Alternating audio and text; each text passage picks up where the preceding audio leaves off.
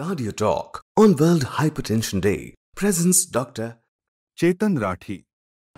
Hypertension म्हणजे उच्च रक्तदाब. बीपी वाढलं तर हृदयाला धोका होतो हे सर्वांना माहीत आहे. म्हणून बीपी कंट्रोलमध्ये ठेवणं अत्यंत आवश्यक आहे. तुम्हाला बीपीसाठी तुमच्या डॉक्टरांनी जे प्रिस्क्राइब केलेले मेडिकेशन्स आहे ते रेग्युलरली घेणं अत्यंत गरजेचे आहे. जेव्हा बीपी वाढतं तेव्हा हृदयावर ताण येतं. त्याच्यामुळे हार्ट अटॅक होण्याचा धोका वाढून जातो. हार्ट फेलियर होण्याचे चान्सेस वाढतात आणि अनकंट्रोल बीपीमुळे मेंदूला इजा होऊन स्ट्रोक होण्याची भीती असते. तसंच बीपी आपले डोळे, किडनी याच्यावर पण अफेक्ट करू शकतात.